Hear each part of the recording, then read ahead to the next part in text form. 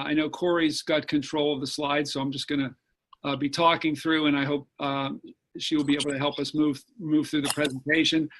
I'm going to give some background before I turn it over to my colleague and the task force, one of the task force leaders, Angela Calabrese Barton from Michigan State University, who's part of this, a very important part of this work on broadening participation that we share with Bronwyn Bevan from University of Washington and Cecilia Garibay from the Garibay Group in Chicago.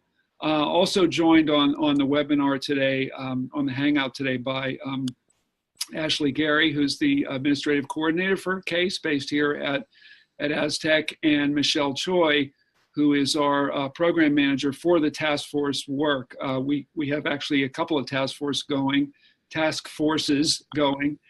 This is one, and the other one is on evaluation and measurement. So it's particularly fitting that we do this today through the hosting of the Research and Evaluation COP, which we're grateful to for the opportunity, and to Aztec for the opportunity. So I'm just going to give a little bit of background again on CAISE and informalscience.org, as Corey mentioned, so that we can move on to the actual topic of the day for some background. So Corey, can you go ahead?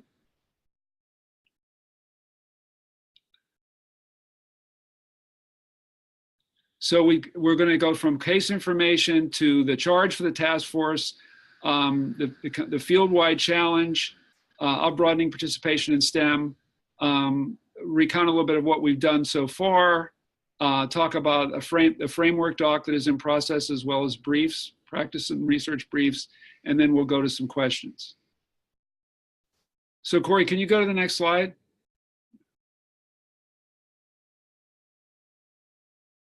Okay, so on just a little bit of background about what's on the informalscience.org website. Currently pretty much up to date here as of today.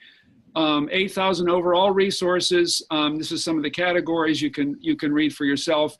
We essentially have 3 categories of resources in the repository. There are project ones that are project descriptions and abstracts, which are pages that link also to any products of those projects, including evaluation reports and published and unpublished research, team members and PIs and co-PI information.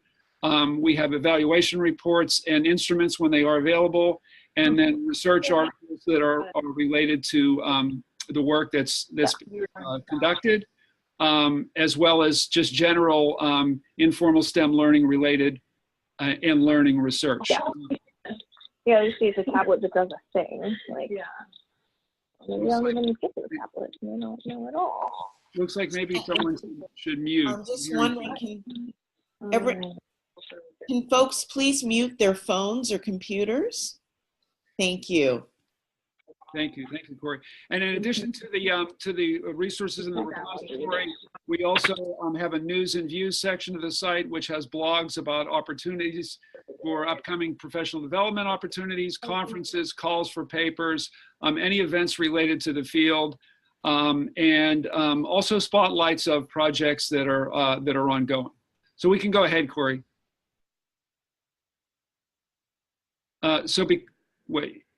Yeah, so that's the informal.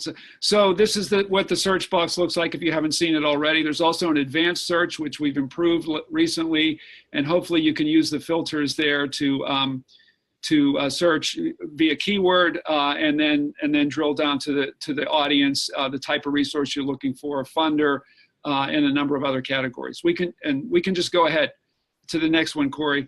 And by the way, throughout the presentation today, if you're on the site at all and you have any questions, we can field some of those at the end too, if appropriate. So again, this is what the research page looks like.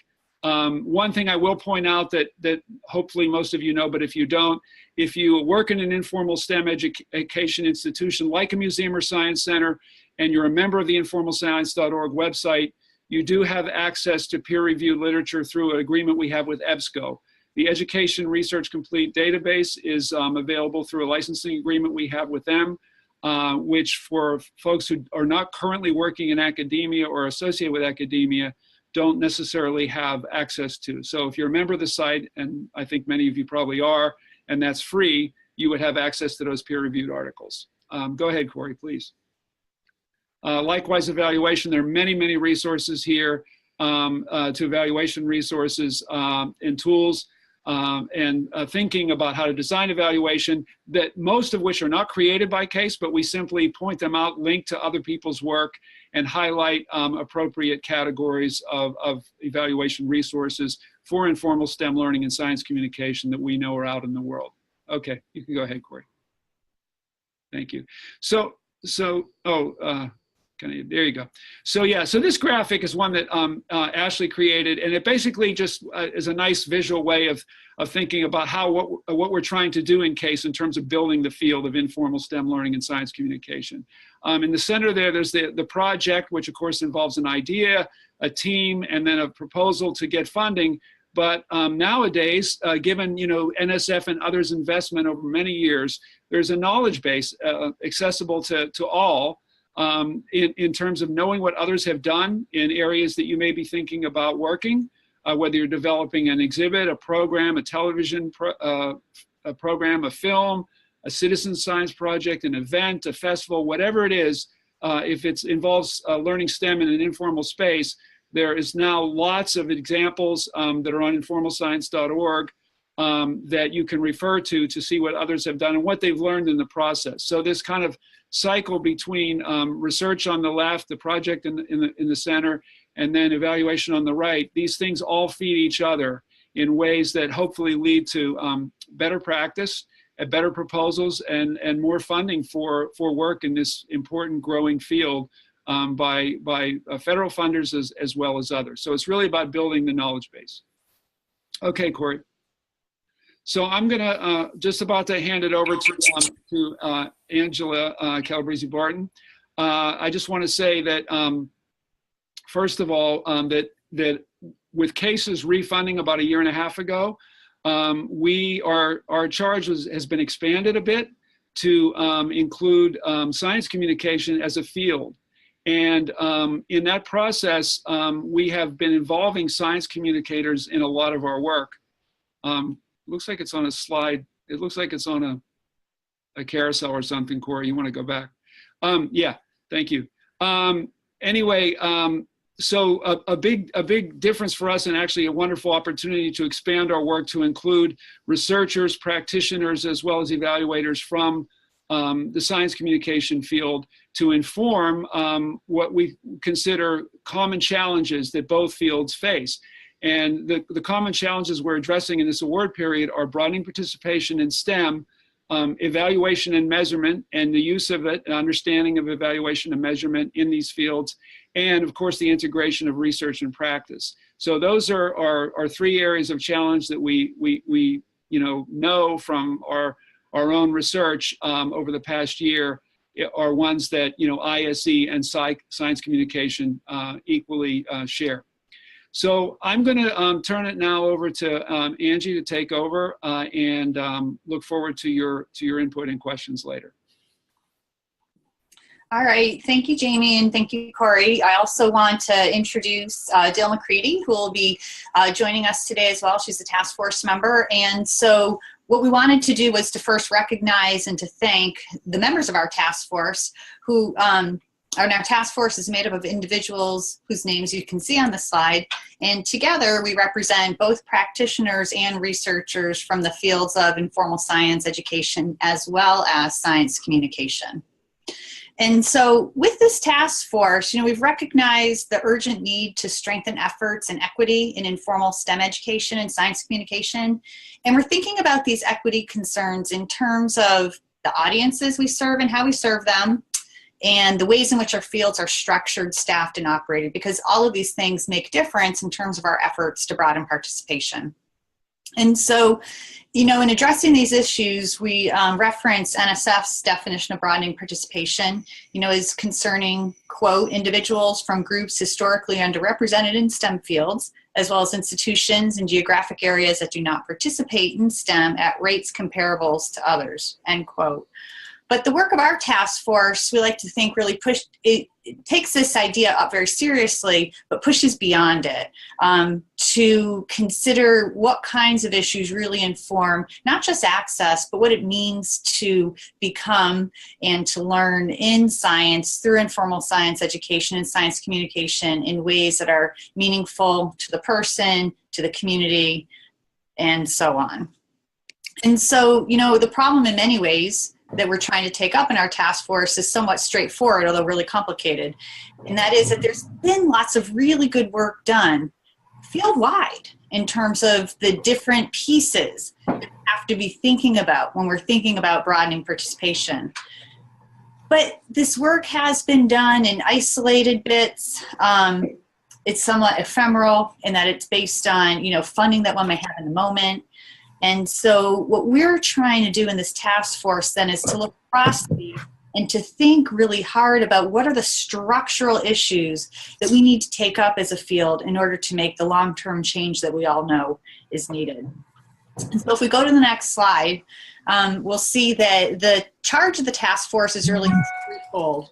First, we want to create a conceptual map that depicts the multiple ways in which the field already has and needs to think about broadening participation in STEM in general.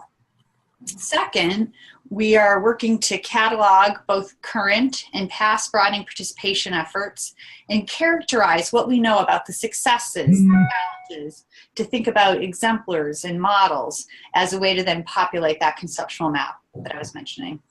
And lastly, we're keenly focused on, and you'll see this is what we're going to cover in the latter part of what we cover today.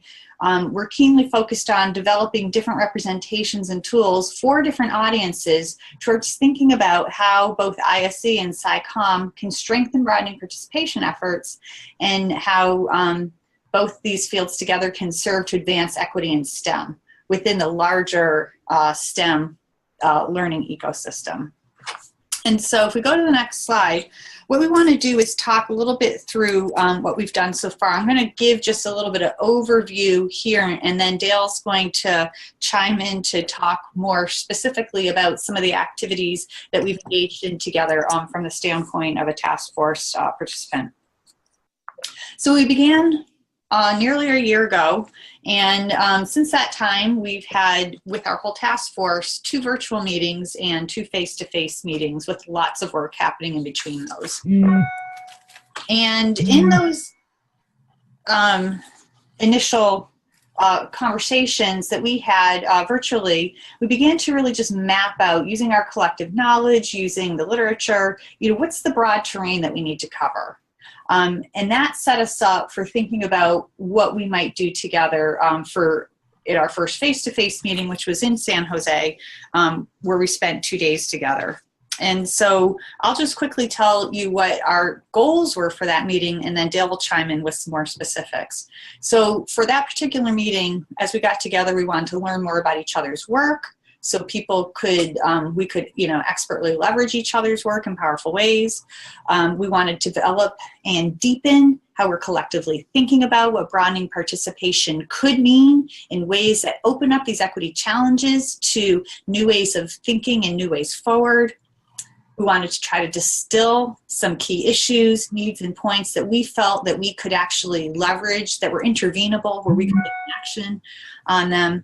And we wanted to produce an initial set of drafts of practice briefs that you'll hear a little bit more about later. So Dale, you want to jump in? Sure. Hi, everybody. And this is a perfect slide because all of these meetings, you know, you have to have a lot of stickies. So, so thanks to CAISE for funding a lot of stickies, right? This was a really phenomenal meeting, actually, as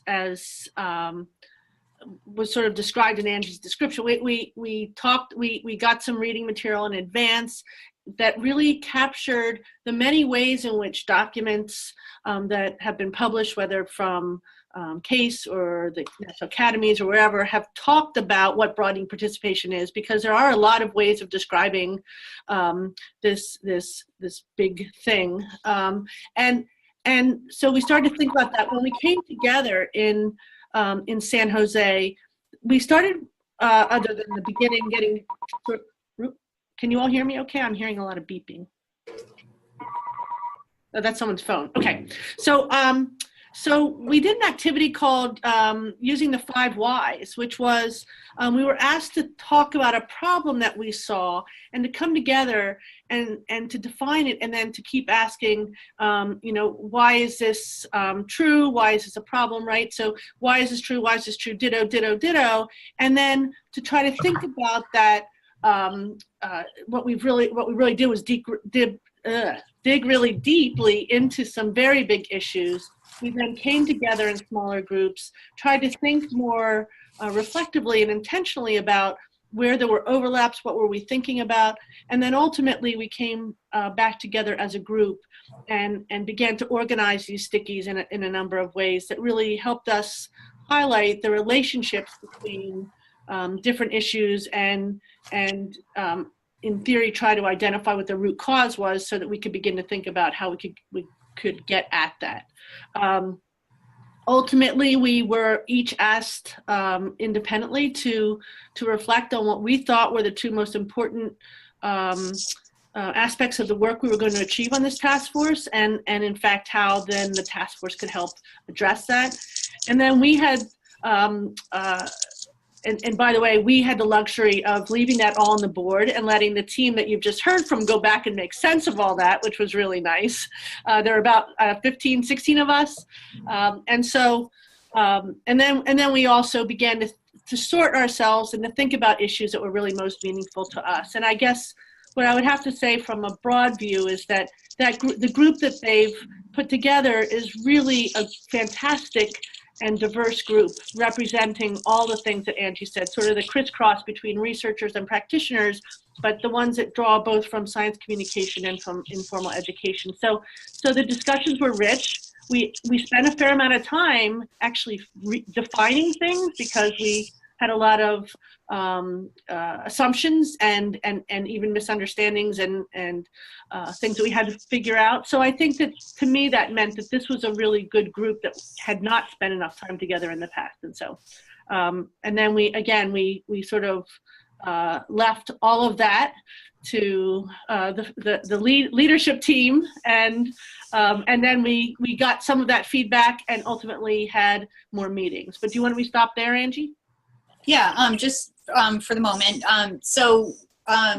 I just want to echo what Dale said. There were really deep and powerful conversations where assumptions were unearthed, where different perspectives were discussed in an effort to try to create some deeper meaning. And one of the things that we on the leadership team did was we took all of the transcript from the conversation, the sticky notes, the individual reflections that task force members kindly wrote and shared in a public Google Doc with the whole task force, and we coded it. And we shared the codes amongst the leadership team initially to try to generate a set of questions, concerns, ideas that we felt really emerged from the conversation and that might lead towards a useful framework that we might produce for the field from this task force. And through an iterative process of getting both group collective feedback from the task force, individual feedback from individual members of the task force, and ongoing refinement process, we're able to pull that together into an overview framework document, which we'll highlight in a little bit. And also from that, we were able to draw out a set of topics for briefs that we felt would maybe the most productive starting point for a set of briefs that would align with the framework and be useful to the field.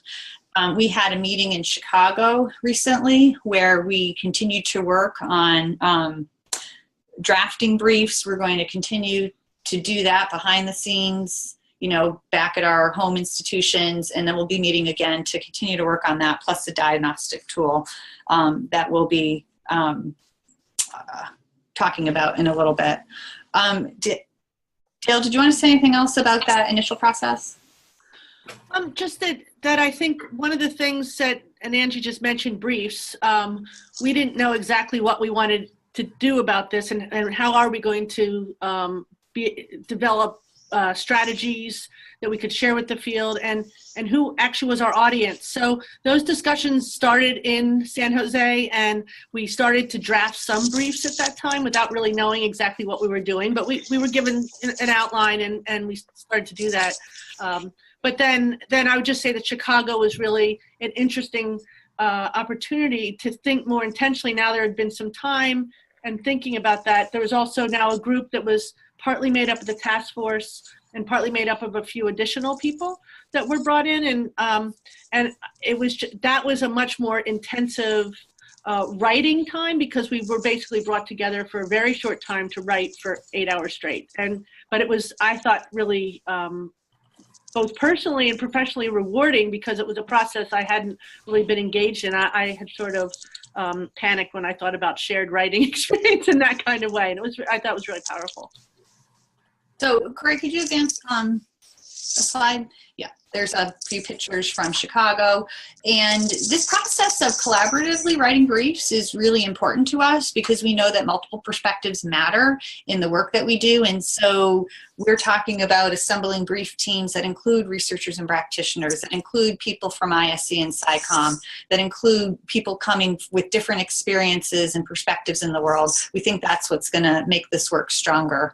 And I think a good example of that, and we'll look at that in a little bit, is the brief that we have on challenging deficit views, the brief that we have on broadening participation, because each one of these ideas really did force us to bring together these different perspectives, to ask us to dig deeper in what do we mean, what may the field need.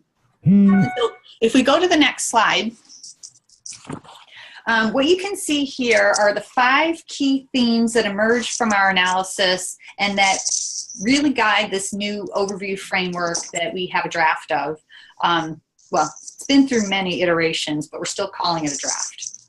And what do I want to say about this? Well, first, you can see that each of the key themes, definitions, dominant cultural norms, systemic issues, ecosystems, and evidence, all cover critical areas that together kind of make up the problem space around broadening participation in ISC and SciComm. What you see in the black text is an initial description of the theme. What you see in the blue text are how the theme relates to some of the gaps, some of the challenges that we're facing in the field. And so I guess what I want to do first is initially just to help you see how we're thinking about who the audience might be of this framework. And so we're really thinking about the primary audience of this overview framework are programmatic leaders in ISC and SciComm institutions and programs, as small organizations, training programs, departments or programs, and large organizations, people who work with staff to reflect on and improve their practice with respect to all things broadening participation. And so we're hoping that individuals who are in these roles, who are looking for guidance on how they might begin to have conversations with and staff development around broadening participation, may find this framework useful along those lines. And so if we look at the next slide, you can see under each one of these categories are a set of questions that really begin to promote dialogue on each one of these themes. So for example, with the first theme, definitions, we're really pushing to get the field to think really hard about, what do we mean by broadening participation? What do we mean by STEM? What do we mean by learning and engagement, and so forth? And so you can see those kinds of ideas reflected in these questions. What counts as STEM in my organization? What counts, what does learning have to do with science communication, and so forth? If we look at the cultural norms theme here, we're really pushing on the notion that the ways in which science has been constructed historically over time and enacted in contemporary society reflects a particular way of being in the world. It's not always inclusive of the audiences that we're trying to reach. And we can think about that in terms of cultural practices, ways of being, discourse patterns, and so forth. And so here what we're trying to really push on is this idea that if you don't, how do I want to say this?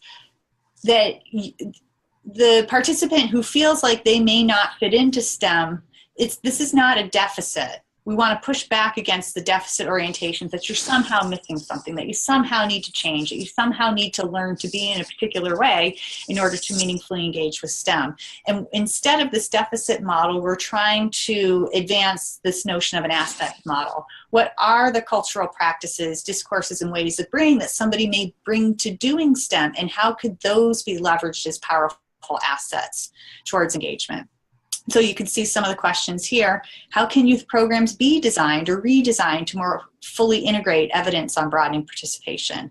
How can we co-design programs with community members? Why and how? So again, here we're really getting at, to do this well, to really think about the assets that different groups of people may bring well, we need to engage those groups. They need to be at the table thinking with us on these things. The third theme is systemic. And here, you know, I referenced this early on in the webinar, that we really have to think about how are we working broadly across the system to connect our efforts? How are we working broadly across the system to promote and support, you know, the adoption of an assets-based approach, of an approach that foregrounds how culture may matter and how individuals are welcomed or not welcomed into our programs. And then the second to last theme is ecosystems.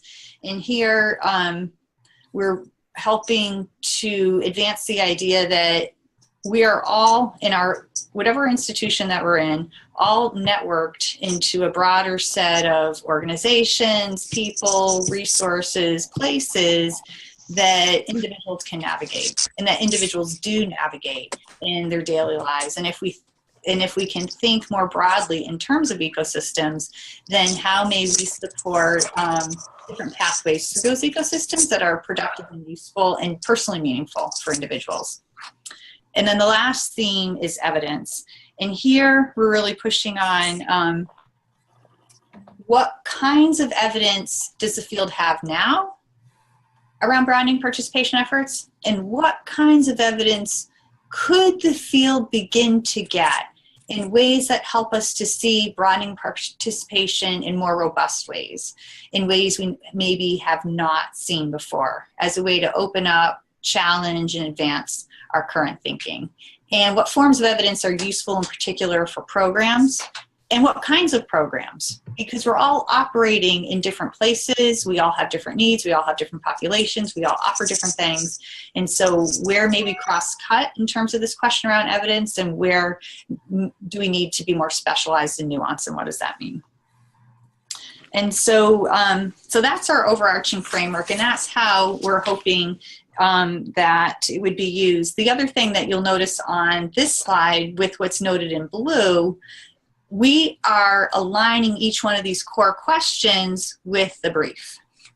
And so essentially, if you look at this list of blue questions, that really is our list of briefs that we're working on. And so when somebody accesses the framework, they'll be able to say, I'm really interested in this idea, I want to know more, I want to get some resources on it. They'll be able to find a brief that would help them with that. So that's our good segue to the next slide to talk a little bit more about, so what are these briefs? I'm going to overview what we're hoping to accomplish in these briefs and the different components of the briefs. And then Dale's going to jump back in to talk just a little bit more about the process of producing these, the kinds of questions that we're thinking about and what we're hoping for. And again, later your feedback on these would be incredibly helpful as well. And so we have two different slides on the briefs, but what you see here on the first slide, this is one of our actual briefs on ditching the deficit model. You heard me speak to this point earlier. And so what we try to do in a brief is to write it in a way that reaches our primary audience members that I mentioned before, and to really just cut to the chase on what is the key issue here. because we provide resources later on if people want to dig in more deeply, if people want to see the research on this topic. And so in the first section of the brief, we really just describe the theme. What is this issue? Why does it matter to ISC and SciComm? Why does it matter to broadening participation? And then in the next section, as you can see here, we then sort of unpack that a little bit to flesh out, how does this play out? What are the things that matter? What are the things that we need to be considering? And that makes that problem space just a little bit more concrete, so that the third section, recommended actions you can take, then begin to point towards, you know, if you identify some of this aspect of the problem space, you know, in your own organization, then here are some things that you may do. And the grain size of the comments here under recommended actions you can take they vary. Some can be really specific and some can be a little bit broader. But the goal here is to really address a wide range of proactive intervenable steps that one may take. And then in that next section are tools that you can use, and we'll have links to downloadable items as well. So if we go to the next slide, you'll see what the rest of this, oh, that's just a zoom in of the front page. So you can just get a closer look at that, what's the issue, and then what we try to do in that call out box there is just really in, you know, a short nugget, how does this speak to different audiences in terms of this issue? And we try to highlight science communicators and STEM educators, preparing professionals in these fields, and funders, because we know that even though we have a primary audience, these need to be accessible broadly across the ecosystem that we're all working in. Dale? Yeah, I'm not sure how much detail you want me to go in, but I guess for the first pass, in terms of the process, there were some that were started, as I mentioned, in the first meeting. In the second meeting, when we're face-to-face, some of those were developed further with a different set of people, or at least overlapping people. And then other ones were identified. And in fact, one of the strengths of the Chicago meeting was that there was a list of briefs that, having had some space and time to think about what was important, and having actually focused more, I think, focused more and articulated more clearly what we were trying to achieve in terms of audience and level, we were able to identify other topics. So some were brand new at that time. I think what's important here is that we're all reading each other's. I'm not sure how that'll all play out and how many everyone will read, but there's going to be multiple sets of eyes on this. And I know that from the ones that I've had both read and have read for others, that it's been really helpful in terms of having different perspectives and being called on to think about things a little differently, thinking about the deficit model. You know, there are you know, to talk about a deficit model or an asset-based approach, one might, and an early version did, for example, take a more deficit-based approach in talking about being asset-based, right? So these are the things which we also, you know, we're immersed in these cultures, but trying to think really how to think about things and push them out of the box. I guess the other piece about this is that we really want this not to be redundant and to really meet special, you know, needs. And so there are going to be some briefs that may sound like there's something that's been done, and maybe there will be some that we missed somehow, but this group is diverse enough that we're actually hearing from other people, oh, there's this report here that would really feed into this, and we're really being selective and strategic about what is going to be selected as another tool or listed as another tool that one can call upon so it supports this work. And I guess the third piece is that I think what I like about the structure of this is that it's sort of short and sweet, but it's just not off the top of our heads, right? I mean, some of the interest may come from all of us thinking about this, but there's an evidence base to it that we want to make sure that this all comes together. It's not going to read like at least the ones we've done so far, I don't feel read like an academic paper. In fact, we have real pushback from various members of the team that say this is too much academic language.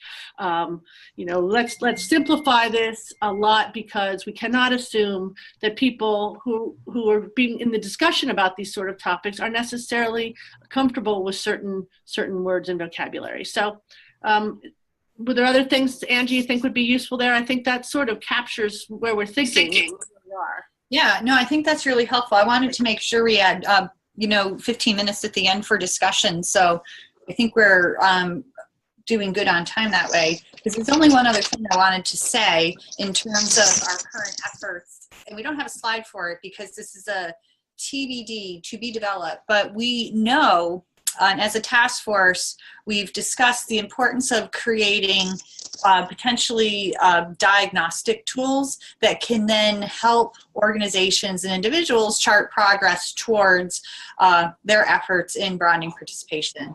And so we can think about this as potentially a set of equity indicators or something else. And so this is the collective work of the task force that we'll be taking up in our next piece of work. So if we go to the next slide, what we have here are 3 questions that we thought would be useful for discussion that may help to both clarify things that we've talked about today, and of course we'll take any questions that you have as well as comments and feedback, but that will also advance the work of the task force as we seek to try to meet the needs of the field broadly. And so the 3 questions are, what kinds of efforts have you been involved in at your organization to have conversations around broadening participation? Could you imagine using these tools with your staff and colleagues? And in what ways might you use the framework or the briefs or the TBD diagnostic tool in your home organizations? So I think with that, we'll open it up to conversation and questions.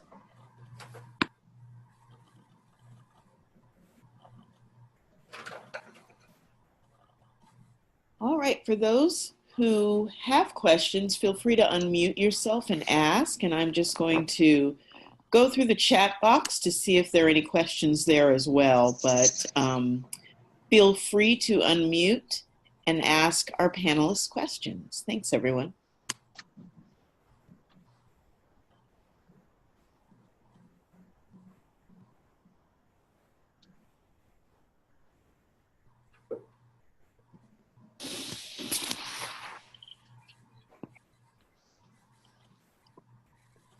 Corey, can we just start asking questions? Is that okay? Go for it. Please do. This is Marjorie Biquette from Science Museum of Minnesota. We're so excited to hear this. We at SMM have been involved in many efforts and conversations around broadening participation and are excited to use these tools. My question is really about the use of the word learning and how much we want to focus on science learning and how we might intend to be using a really broad definition of what counts as learning, but people might hear it as a more specific school-based word. And I like to use words like engagement or even just visiting a museum and participating in our programs as a way to make sure that people don't think of this as a very specific set of tools, and instead this is a set of tools that we can use to change who comes to the museum and who are members and who are donors and who are participating in every single aspect of our work. So I'm curious if that's something you've talked about, and if so, if you have insights from the team that you could share.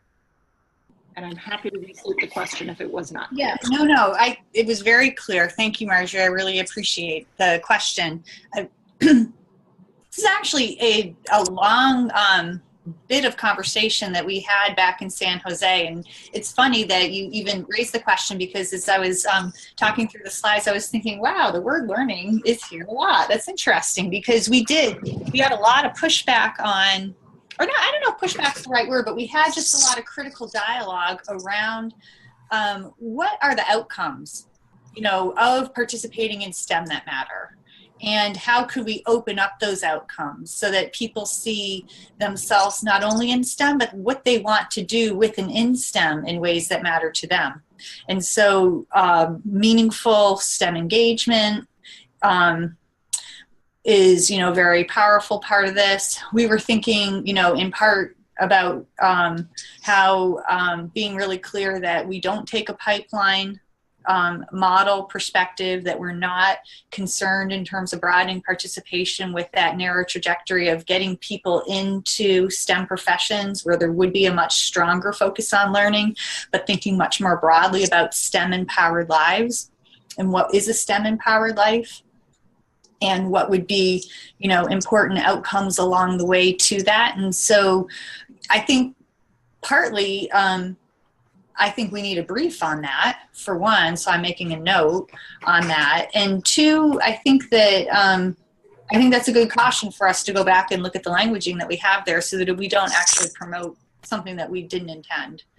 Because I think that's a central piece of our, much more expanded view of broadening participation that we're trying to promote in this task force work.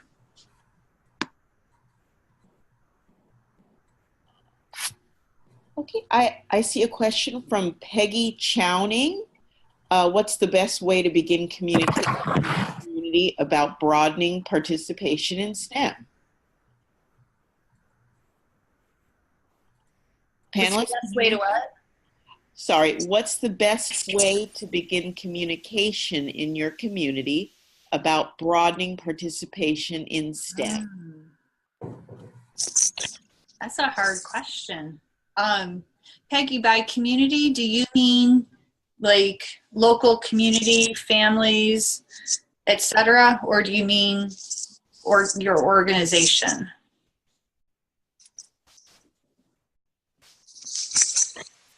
Peggy, if you can mute to respond, that would be great. If not, feel free to put your response in the chat box and I'll make sure that it's shared with the group.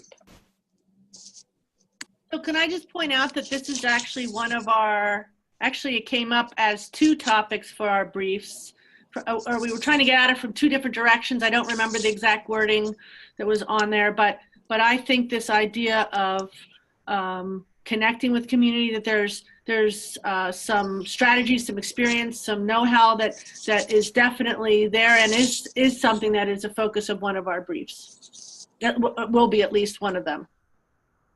When you say, yeah, thank you for bringing that up, because part of the reason why I was asking that question is when we think about community broadly to include families, neighborhoods, etc., that we're thinking about, where do conversations take place and who's at the table for those conversations and who leads those conversations.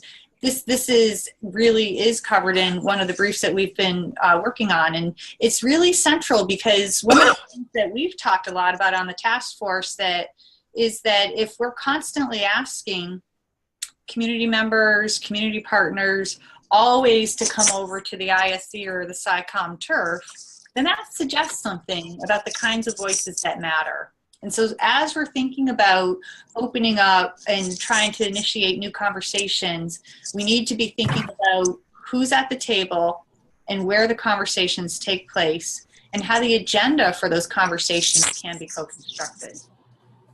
But with that said, we actually think that depending upon whether you're working with your staff or whether you're working with a broader group of partners together, you may consider either the overview framework or any given brief as a starting point for conversation, because it gives people a shared document, a shared tool in which to react.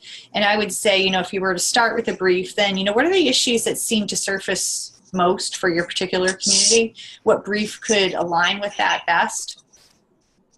And that's a key reason why we're really working to make these briefs accessible, to really, not use academic jargon, to really make ideas speak to and be languaged in ways that are broadly accessible.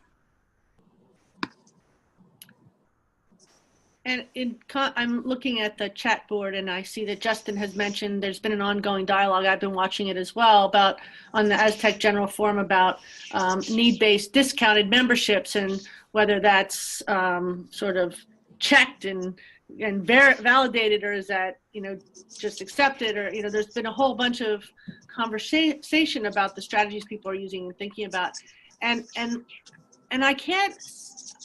This I don't know if that particular aspect is embedded, but I know that we certainly have to be thinking about issues of access, and that pricing and these sorts of things will be embedded in that. But it's a great reminder, and I was intrigued by the conversation that was going on, because having been in this field for quite a long time, this is a conversation that's been bounced around a lot, and it's that including free days and free times. I mean, all these sorts of strategies that we're trying to think about using, and what do we know about it? So I think my hope is, and I suspect that Jamie, you're thinking this too, is that down the road, this is going to start something that we as a field can continue to contribute to in terms of briefs and thinking about those things.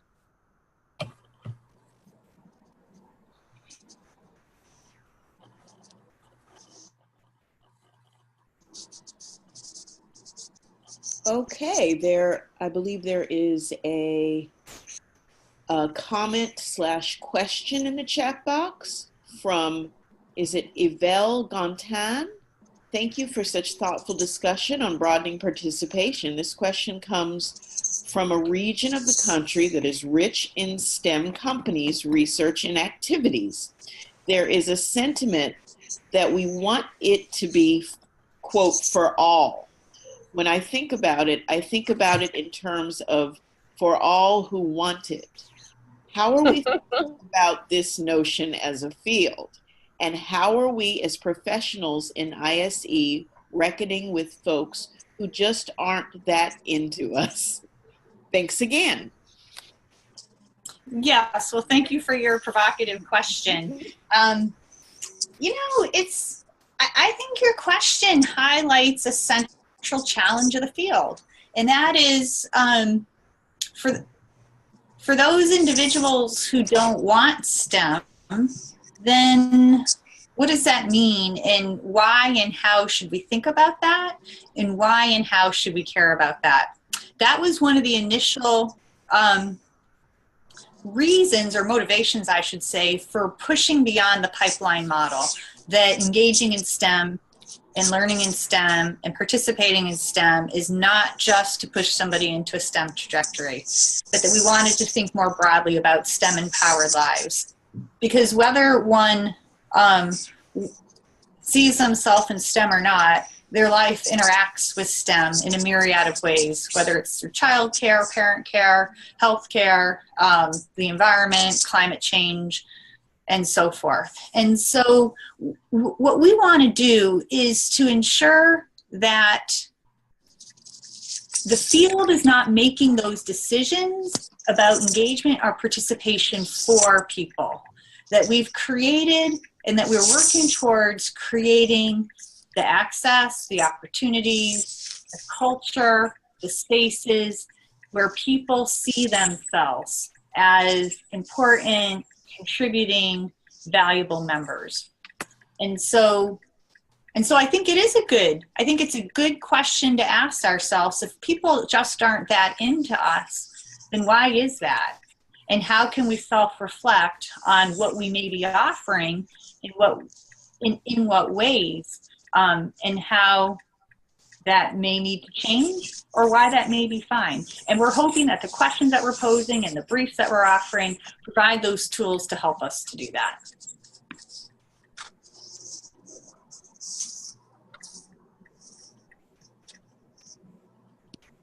I especially love the idea of our communities working in partnership to develop these briefs. And my feeling is that this is a work in progress, and hopefully you all will have some rich information and resources to share out with the rest of us. Thank you so much. Doesn't seem as if there are any more questions or comments, but my hope is that you will think about this more. And if you do have questions or comments, to please submit them through the Research and Evaluation COP or directly to me. My name's Corey Twiggs. And I can send a thank you to everyone with my contact information. But for the panel, thank you so much. Do you have any final thoughts or questions before we end? We have about 4 minutes left. I just want to thank all of you for being here today and being interested in the work of the task force. I'll be very excited for any feedback that you have on our ideas. We are working to make this work as strong as possible and as accessible as possible, and we can only do that when we hear from many people. And so that input would be valuable. And of course, we would be very interested in your interest in, possibly using the framework and tools in your organizations. So thank you very much. And I would just like, this is Jamie, I'd just like to add my thanks, particularly to Angie and Dale for leading us through this today and sharing such interesting and provocative, evocative thoughts and ideas, and to you all for really coming with some wonderful questions and comments.